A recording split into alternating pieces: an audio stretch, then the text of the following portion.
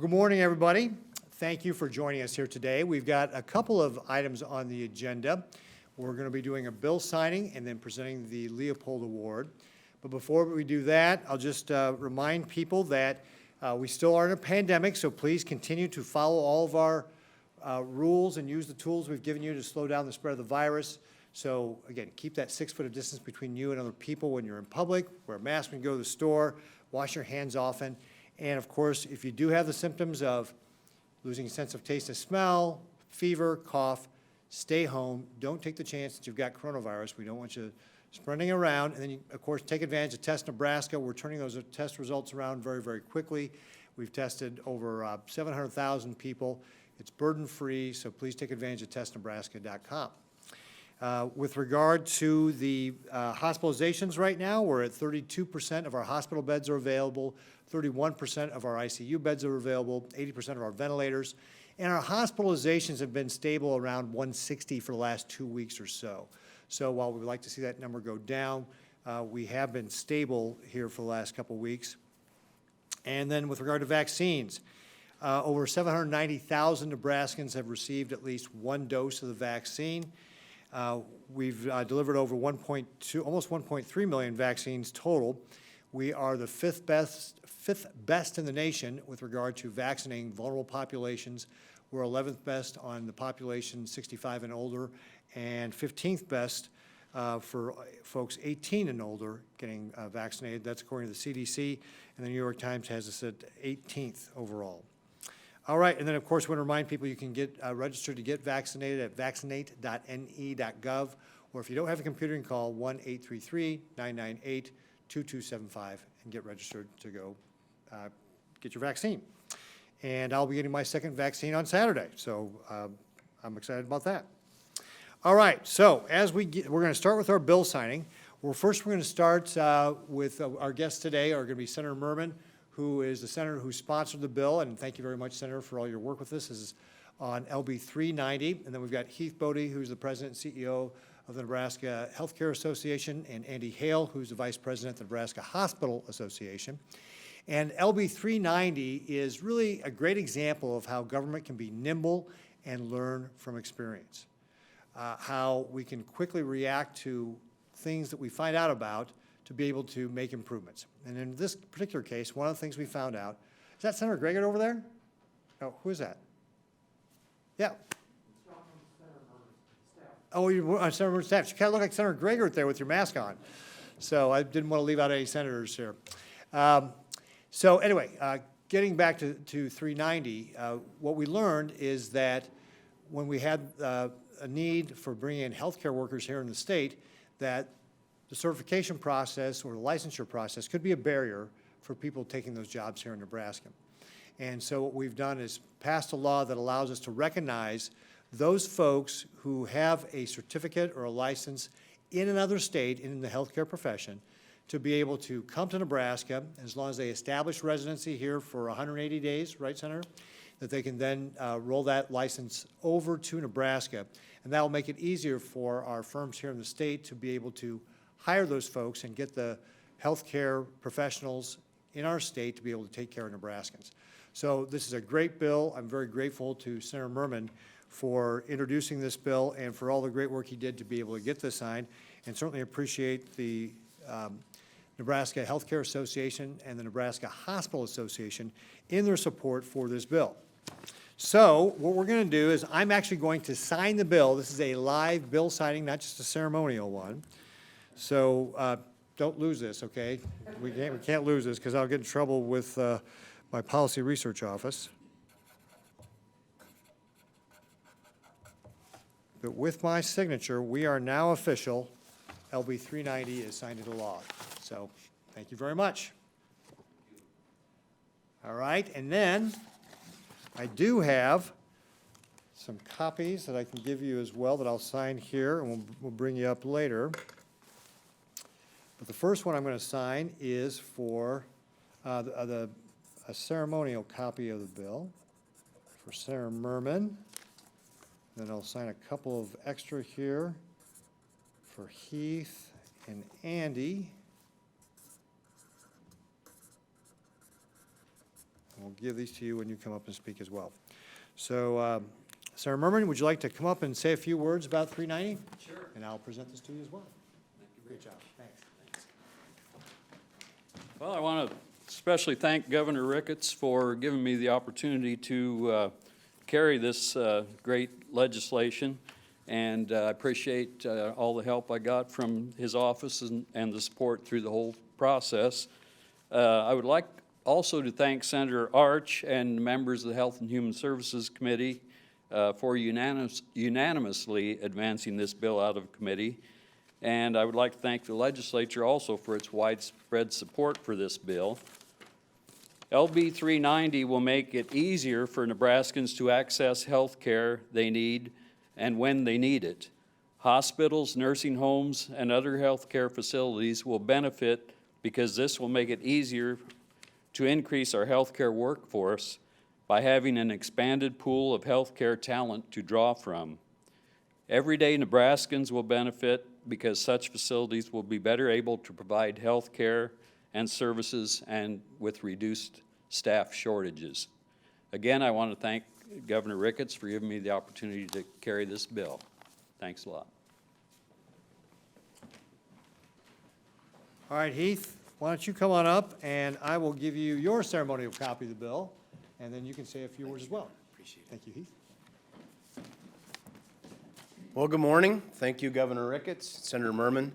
On behalf of the 423 skilled nursing facilities and assisted living communities that we represent across the state, we're very appreciative for your efforts to help with the workforce crisis that we face in Nebraska. It's probably no secret to anybody in the room or anybody listening that healthcare has faced some workforce pressures, and long-term care, skilled nursing and assisted living communities are no exception. And so this is another effort, and Governor Ricketts has shown throughout the pandemic and even before his focus on helping us with healthcare workers across the state. So you think about the pandemic, we think about workforce pressure and the added amount of pressure that went to that from testing and vaccinations and making sure that people are kept as safe as possible. And I'm just so appreciative that this is another example. Senator Merman used the word access, and I think that's a great point that LB 390 will help us. It will give Nebraskans more access to healthcare professionals throughout the state. Probably a great time to just take a moment and thank again all of the healthcare workers, whether they're in the acute care setting, in skilled nursing, assisted living, home care. Thank you so much for the efforts that you've made throughout the year. I know I share that with the governor, the appreciation, the efforts that you made day in and day out, even knowing what you're facing. And LB 390 is just an effort, again, to help support that. So I appreciate that. So Governor Ricketts, thank you again. Senator Merman, appreciate it very much. So on behalf of all of the skilled nursing and assisted living communities across the state, appreciate your efforts and thank you so much. All right, thank you, Heath. And again, we want to express also our gratitude to all your members for their great work in keeping Nebraskans healthy in our long-term care facilities. And then speaking of keeping Nebraskans healthy, we appreciate all the work our great hospitals have done throughout this pandemic. They really all work together to be able to really form one seamless system here in the state and transfer patients around as needed. It really was a great example of Nebraska's spirit and coming together to be able to work collaboratively to take care of people. So we're grateful for that. And so now we've got Andy Hale here to talk on behalf of the Nebraska Hospital Association. Thank you, Governor. Just wanted to first of all thank Senator Merman and his staff in bringing this bill, and of course the legislature, but really thank the governor and his team as well. When we started this pandemic, really back in March of 2020, we reached out to the governor and his team and asked for certain things that we needed, whether that was PPE or executive orders.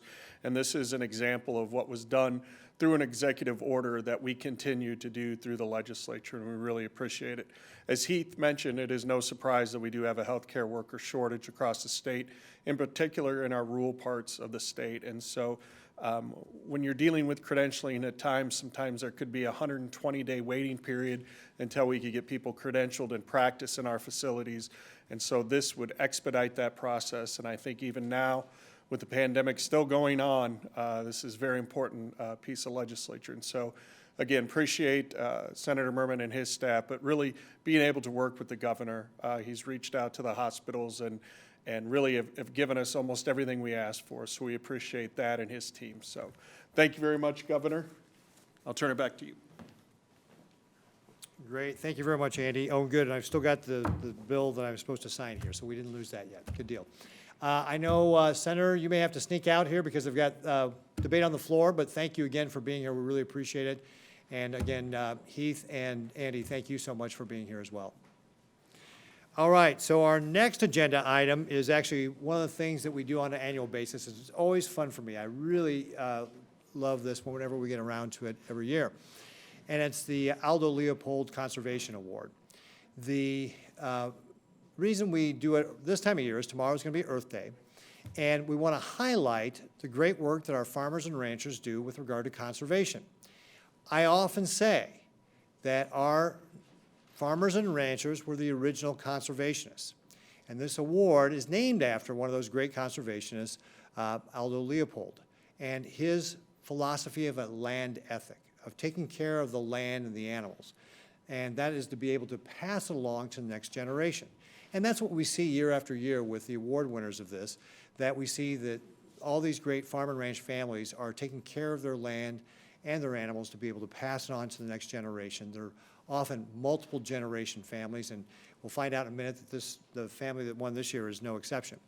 But a little bit about the Leopold Award. This is sponsored primarily by the Sand County Foundation, and we've got Homer Buell here who's going to be representing the Sand County Foundation. And this will be the award for Nebraska, but this award will be done in about 15 other states, plus New England, which has got another half a dozen states. So we'll be recognizing folks all around the country for this. Other folks who participate in this are AFAN, and we've got Steve Martin here to represent AFAN. He's going to talk a little bit about that.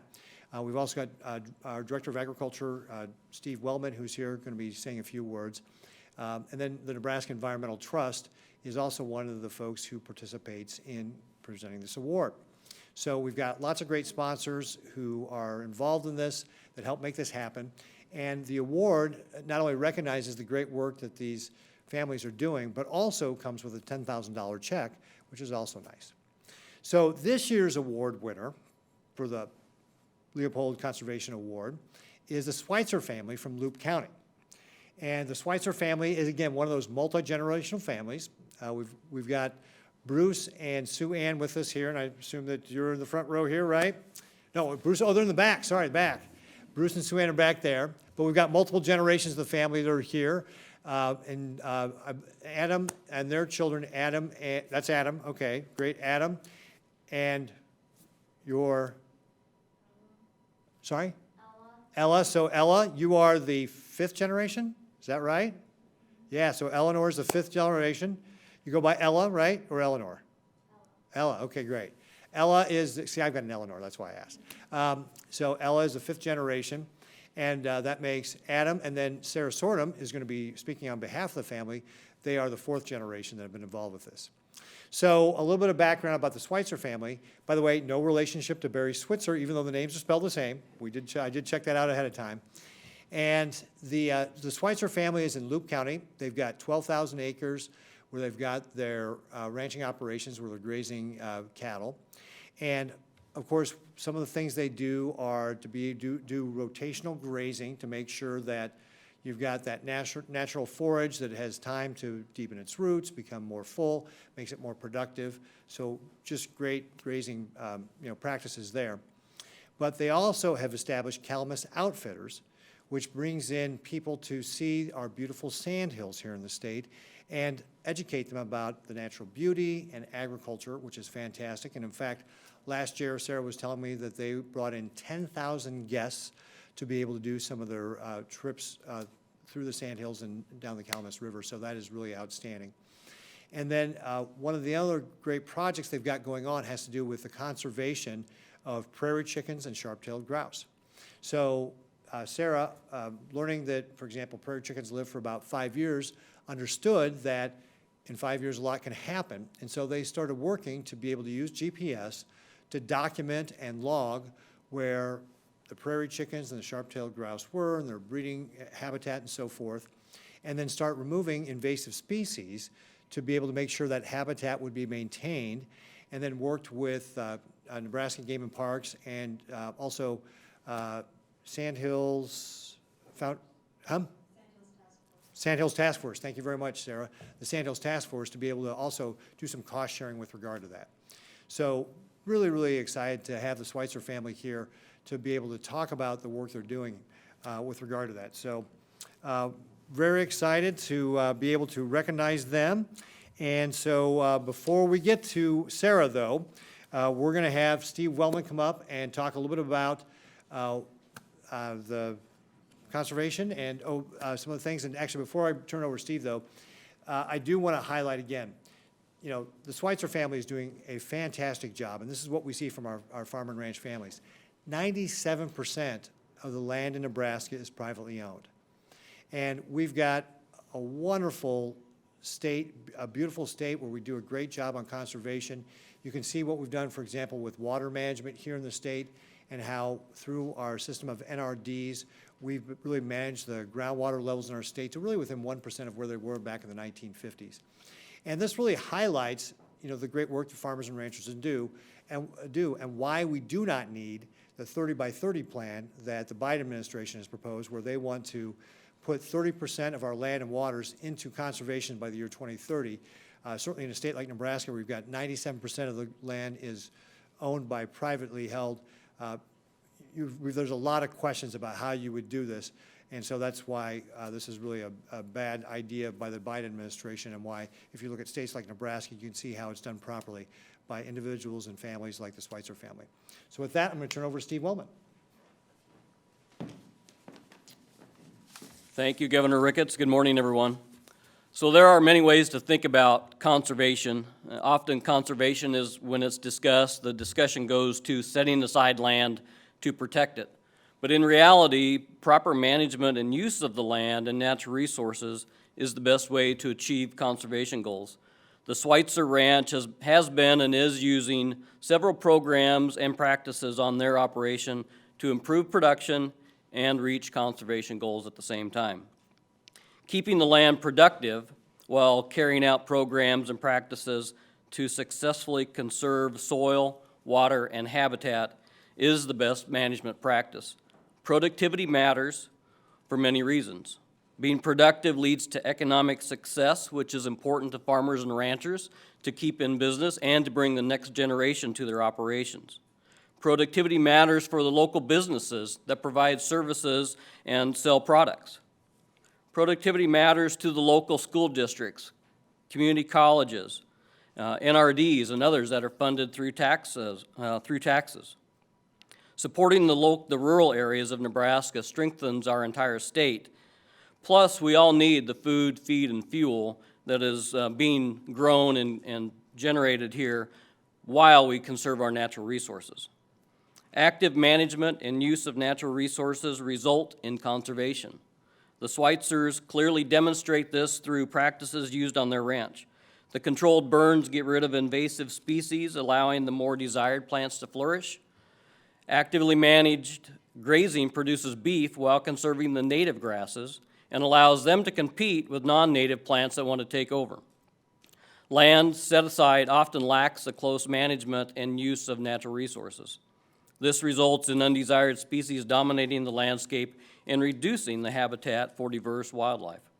The Schweitzers clearly show this when they describe how changing their management has increased the population of prairie chicken and sharp-tailed grouse. Agriculture's dedication to proper management and conservation efforts, like the ones in place on the Schweitzer Ranch, result in continued increases in production of food, feed, and fuel while conserving resources and being good stewards of our natural resources. So congratulations to the Schweitzer Ranch. Multi-generations are here today. Multi-generations got them to this point, and we sure hope that that continues on. So congratulations, and Steve Martin with AFAN will be next.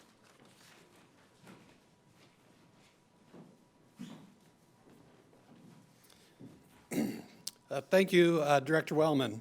And first of all, congratulations to the Schweitzer family. It is an award well-deserved, and I'm really excited for everybody to get to know more about this family and their operation in the coming year as we go through some presentations and some opportunities for them to talk more about their ranching operation. My name is Steve Martin. I am the Executive Director of the Alliance for the Future of Agriculture in Nebraska, or AFAN. AFAN is one of the partners that helps facilitate the applications and judging of the Leopold Conservation Award every year. This is our 16th year of awarding this in Nebraska. And if you're interested in seeing some of the other award winners, or actually all of the other award winners, there are links to their stories on our AFAN website.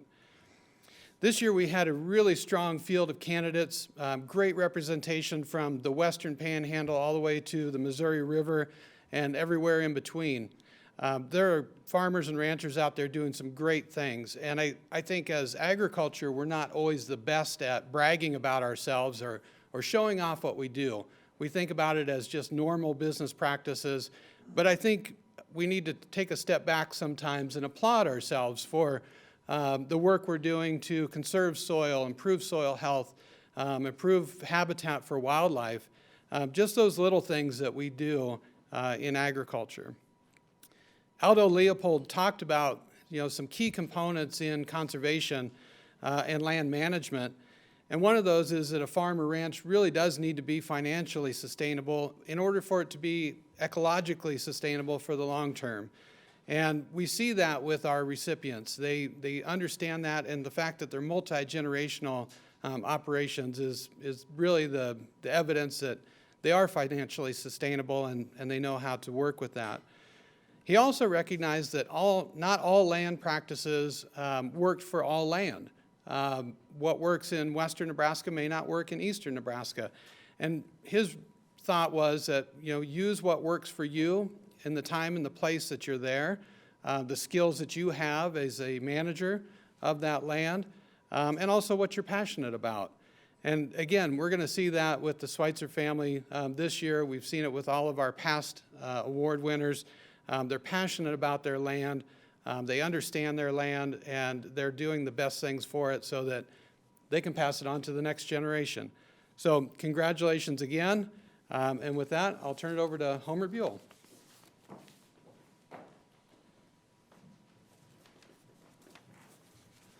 Good morning, everyone. It's a pleasure for me to be here to represent Sand County as we present what Steve mentioned, our 16th award here in Nebraska.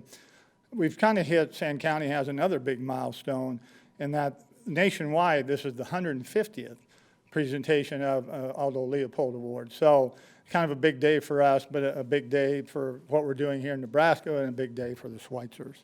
I wanted to mention real quickly here some of the sponsors and supporters that we have because they really share our vision at Sand County, and without them, we couldn't do this in the various states that we do. American Farmland Trust, Cargill, Nebraska Environmental Trust, and the Alliance for Future of Ag, which is Steve AFAN that just spoke. These are our partners. These are some of our supporters are Audubon of Nebraska, McDonald's, the Rainwater Joint Venture, Sand Hills Task Force, Tri-State Generation and Transmission Association, the Nature Conservancy, and the World Wildlife Fund with their Northern Great Plains Division. If you go to the website that Sand County has, you'll see there in our very first page, empowering landowners and advancing a land ethic. We at Sand County are committed to listening to private landowners, working with them to protect our natural resources, and then showcasing their land ethic. By land ethic, I mean managing the land in such a way that promotes a healthy, vibrant, growing community across the landscape. When landowners do this, they not only do what is good for them and the land and everything that resides there, but it's also good for all of us, the general public as well. Providing clean, abundant water and food, as well as areas for recreation, are just a few of the ways that the general public benefits. I'm going to have one quote of Aldo Leopold. He has many, but there's one I wanted to share with you today. I have read many definitions of what a conservationist is, and written not a few myself, but I suspect that the best one is written not with a pen, but with an axe. It is a matter of what man thinks about while chopping, or while deciding what to chop. A conservationist is one who is humbly aware that with each stroke he is writing his signature on the face of the land. Signatures, of course, differ, whether written with an axe or a pen, and that is as it should be. You know, I think the Schweitzer family and the signature that they have written on the land is something they can all be proud of. But what I think is most impressive of this family is the signature they have written on a larger landscape and the way they have told some of the general public about the conservation, the good things that are done by private landowners. They've really took a step forward in doing that and have done it well. So once again, congratulations to all the Schweitzer family. They're a sterling example of Aldo Leopold's land ethic. And with that, I'll have Sarah Sortum come up and say a few words for the family.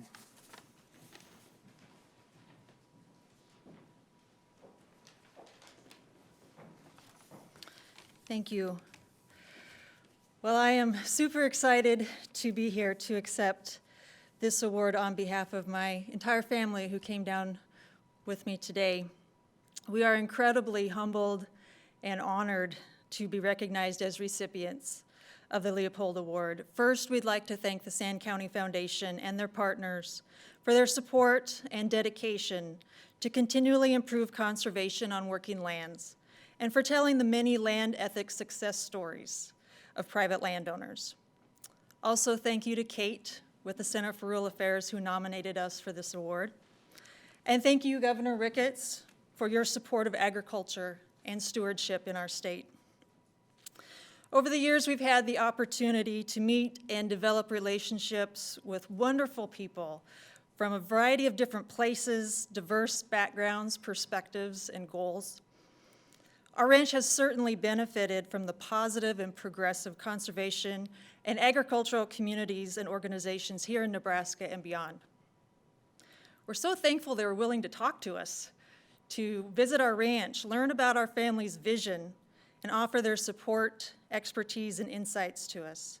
Nebraska benefits by individuals and organizations that are willing to sit down at the table together in a spirit of collaboration in order to further the good work being done on private lands.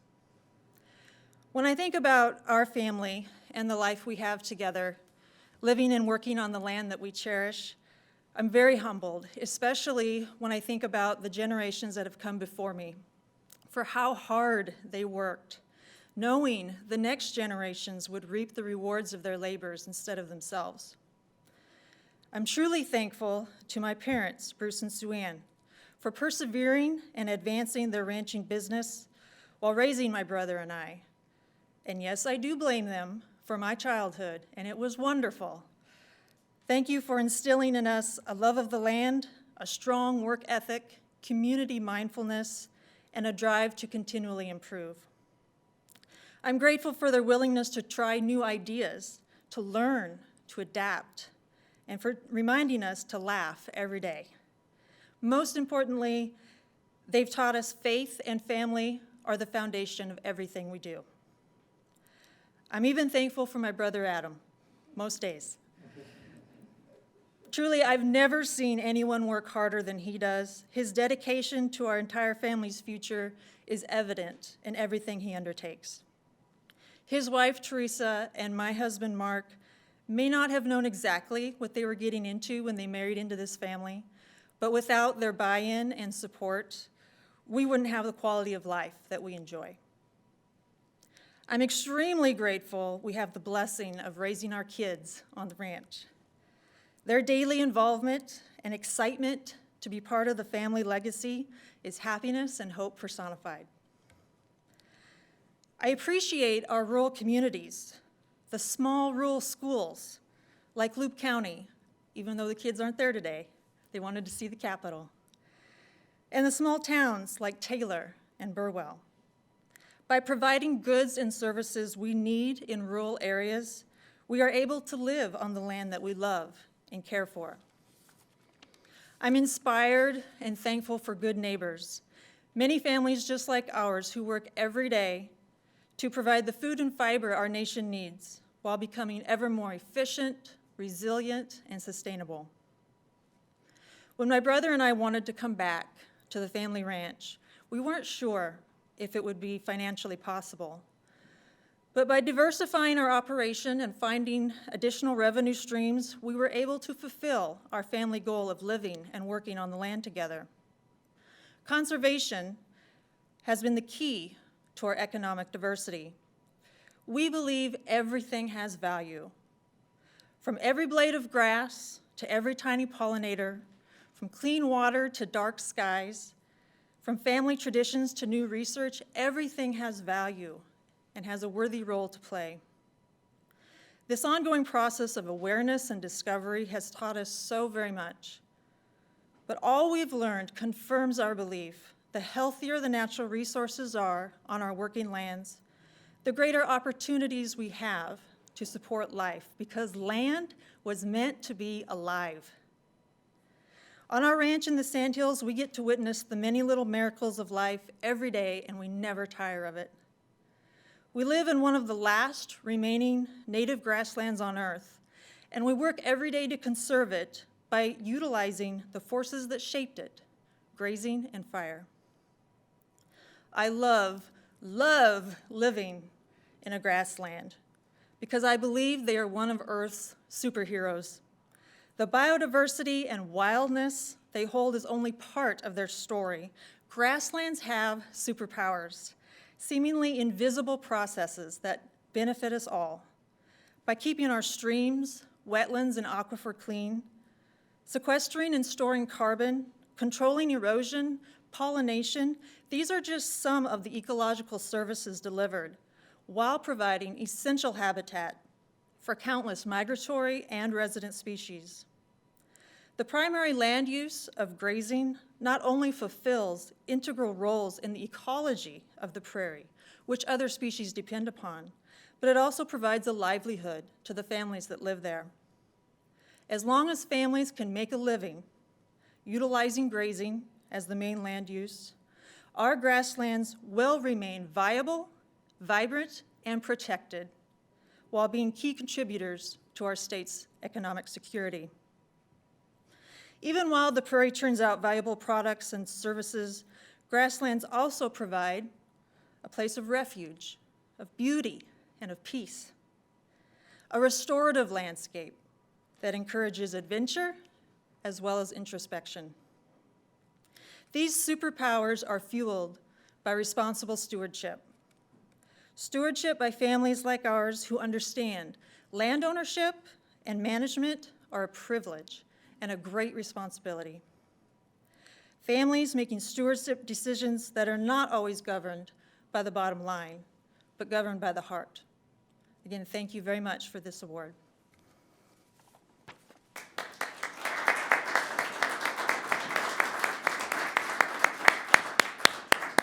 Whoa, Sarah.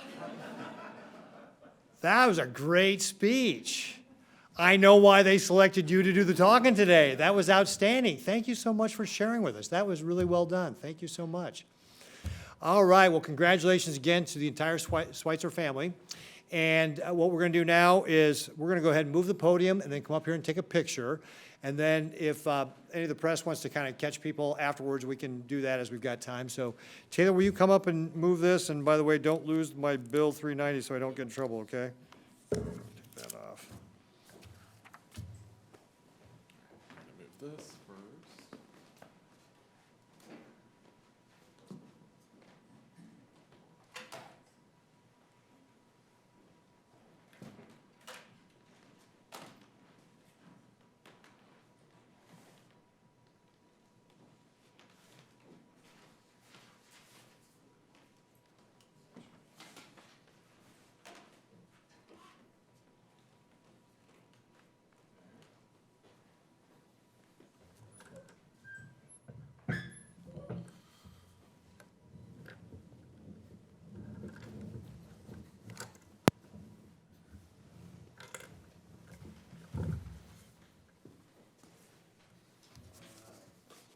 All right, so the Schweitzer family like to come up and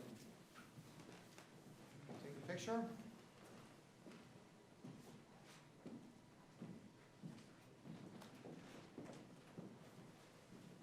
All right, what's your name? 14, all right, very good. So are you in 8th grade? 7th grade, all right, very good. David, what grade are you in? 9th grade, all right, great. What's your name? Alfred? And what grade are you in, Alfred? 4th grade, all right, very good. You studying Nebraska history this year? All right, good deal. And Ella, what grade are you in? 7th grade, all right. You must be Teresa. Adam, all right, great. Bruce, how you doing? Good, thanks for being here. We got the other side of the family over here. We're going to, not me, hi. I'm Suanne, how you doing? And Mark. All right, great. Emmett, all right. How old are you, Emmett? 14. And what grade are you in then? 8th, all right, very good. Well, man, we got everybody here. That's awesome. All right, I'm going to step back here a little bit. All right, can we get everybody in there in line? Yep, everything looks good. Take your mask off. Okay, 3, 2, 1. Great, thanks. All right, then we want Homer and Steve, you guys want to jump in? Yeah. You guys want to squeeze in just a little bit?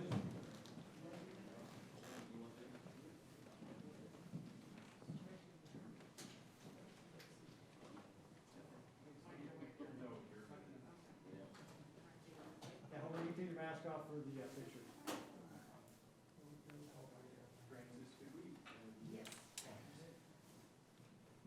Okay, 3, 2, 1. Great, thank you. All right, everybody get a picture? Everybody wanted a picture?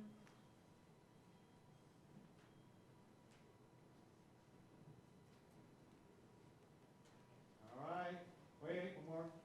That's one thing you learn as governor, there's always one more. Oh, see another one. All right, I think we got it. All right, thanks everybody, appreciate it, congratulations. Congratulations. Thank you for your